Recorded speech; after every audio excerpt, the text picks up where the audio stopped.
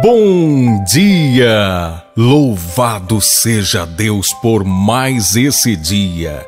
E hoje é o dia que o Senhor marcou para te trazer um convite muito especial. Um convite que pode mudar toda a tua história. Um convite que pode tirar você de um calabouço de trevas e colocá-lo debaixo da luz poderosa do nosso Deus. Lembre-se, se você precisa de Bíblias ou livros, eu tenho uma parceria especial com as livrarias Família Cristã.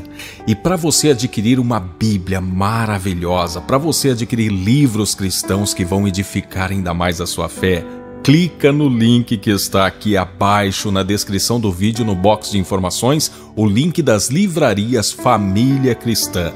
Toda vez que você adquire um produto deles, você também está ajudando na propagação da palavra de Deus e ajudando o nosso canal.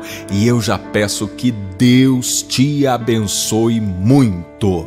Hoje é sábado, dia 15 de fevereiro de 2020. Eu sou Ney Santos e é com muita alegria que eu trago até você, num oferecimento das livrarias Família Cristã, a palavra de hoje.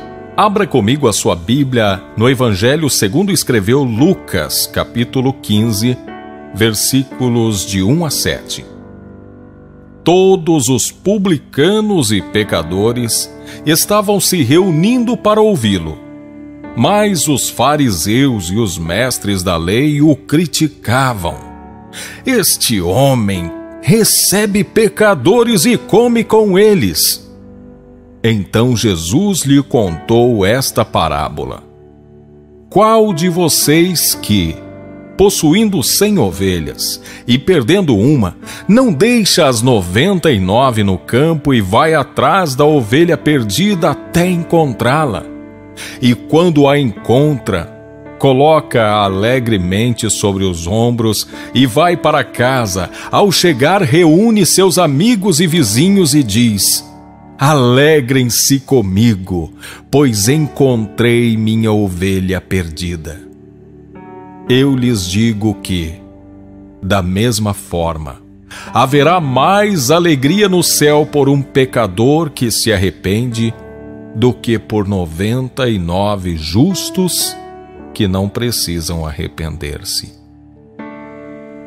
A beleza do Evangelho de Jesus é que ele nos apresenta o amor de um Deus que está interessado em trazer cada um daqueles que se perderam para perto dele. Quando nós olhamos para algumas coisas da religião, o discurso de alguns religiosos, nós nos entristecemos, nos sentimos excluídos, nos sentimos julgados e condenados. Quando nós damos ouvidos às acusações do diabo, nós vamos nos afastando cada vez mais da presença de Deus, da comunhão dos filhos de Deus. Quando nós ouvimos a voz da religião que impõe regras, doutrinas, condições, tarefas, nós vamos também muitas vezes nos sentindo acuados e cada vez mais distantes da presença de Deus. Assim sentiam-se aquelas pessoas que praticavam pecados públicos. É interessante que o pecado público, por menor que seja, condena e exclui, segrega as pessoas. É claro que haviam muitos pecadores naquela época como há hoje. Em todo lugar, sempre houve o pecado no mundo, desde Adão até os dias de hoje. E naquela época havia muitos pecadores, só que haviam os pecadores mais conhecidos, aqueles que praticavam pecados do tipo servir aos romanos por meio da coletoria de impostos. Era o caso de Zaqueu, o publicano, era o caso de Mateus, Levi. E também havia ladrões, prostitutas. Havia aqueles que andavam pelas ruas praticando alguns delitos. Mas olha que interessante. Quando Jesus começa a espalhar o seu evangelho, o evangelho do reino de Deus, Jesus não excluiu essas pessoas do alcance desse evangelho. Pelo contrário, ele fez questão de pregar os seus sermões no campo, nas montanhas, nos lugares aonde se reuniam essas pessoas.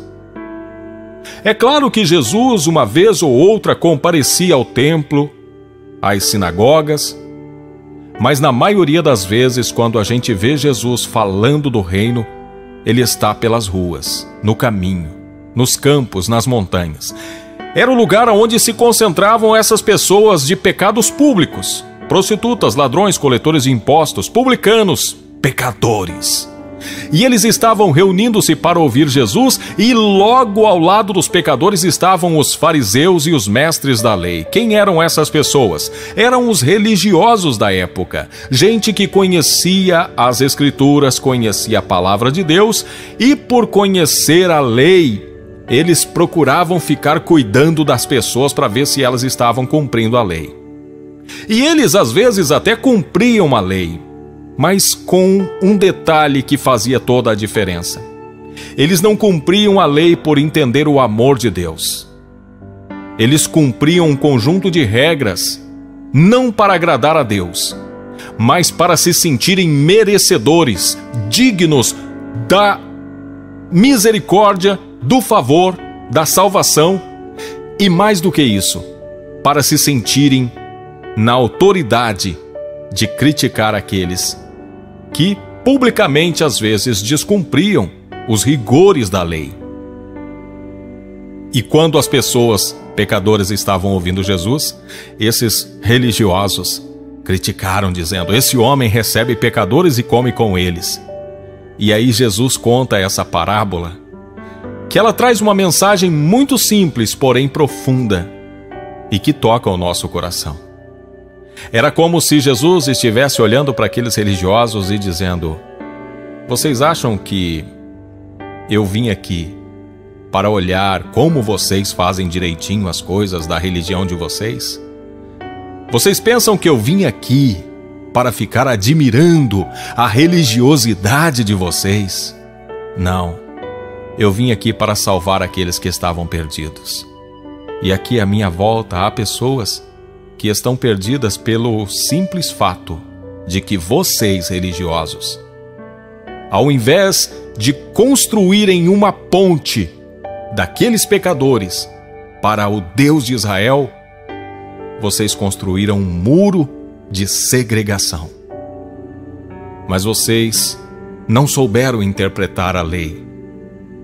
A lei existe não para afastar o homem de Deus, mas para que o homem perceba que, por mais que ele tente, jamais, com os seus esforços, ele consegue ser digno, merecedor do reino de Deus. Por isso o Pai, olhando para essas pessoas, amou-as de tal maneira que me enviou para que eu, no lugar delas, cumprisse toda a lei e morresse por elas. E eu vim para salvar essas pessoas. Assim como aquele homem que tem 100 ovelhas e quando ele percebe que uma está faltando, ele perde a tranquilidade, ele deixa as outras 99 e vai atrás daquela que está perdida. E quando ele a encontra, ele se alegra muito, porque aquelas ovelhas são preciosas para ele. Todas elas são preciosas, são especiais. E quando ele percebe que uma está perdida, o coração se enche de aflição, porque ele fica percebendo que essa ovelha pode estar à mercê de predadores, de lobos, pode passar fome, pode se enroscar nos espinhos.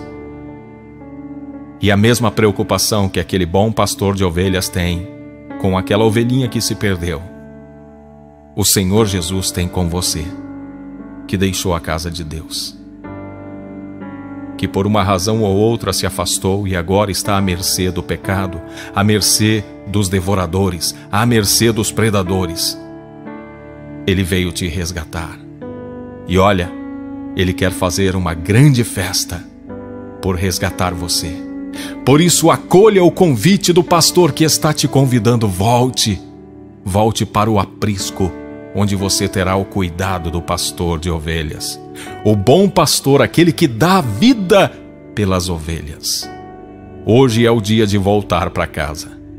Eu sei que você se enlameou, se sujou. Eu sei. Mas não há pecado que o Filho do Homem não tenha autoridade para perdoar. Não há nada que o Filho do Homem não seja capaz de fazer para trazer de volta aqueles a quem o Pai lhe deu. Porque quando o Pai lhe deu, Ele disse: eu vou cuidar e nenhuma delas vai se perder. Hoje, o bom pastor está convidando todas as ovelhas que um dia se dispersaram em busca dos seus sonhos, objetivos, tentando conquistar alegria, satisfação, realização com as suas próprias forças, do seu próprio jeito, mas perceberam que não são capazes. E agora, envergonhadas, ficam escondidas, com medo de voltar. Mas o pastor abre os braços, como o pai do filho pródigo, e diz: venha, tu és o meu tesouro, eu te quero de volta, não quero te perder. Deus poderoso de graça, bondade e misericórdia, toca no coração daqueles que estão aflitos, aqueles que estão envergonhados, querem voltar e não sabem como. Que o Senhor possa ajudar cada uma dessas pessoas a encontrar o caminho da tua casa e retornar aos braços do Pai. Que possa ser cuidada no aprisco do Senhor, aonde estão as demais ovelhas. Meu Deus, dá forças, limpa-as, purifique-as e traga-as de volta ao seu cuidado. Ó Deus, que cada pessoa que ouve essa mensagem agora possa se sentir perdoada, possa se sentir acolhida, possa se sentir recebida pelo bom pastor, o que dá a vida pelas suas ovelhas. Ele é o dono do céu e é Ele que tem o poder de transformar vidas. Ele que tem a autoridade para dizer se pode ou não pode voltar. E Ele está dizendo: volte, volte hoje para a presença de Deus, hoje e sempre. Amém. Eu quero também fazer a indicação de mais um vídeo que pode abençoar muito a sua vida. É o vídeo que está aparecendo aqui. Clica nele, assista esse vídeo e eu tenho certeza que ele vai servir para edificar a sua fé, abençoar a sua vida. E desde já eu peço a Deus que opere milagres na sua vida. Que Deus te abençoe.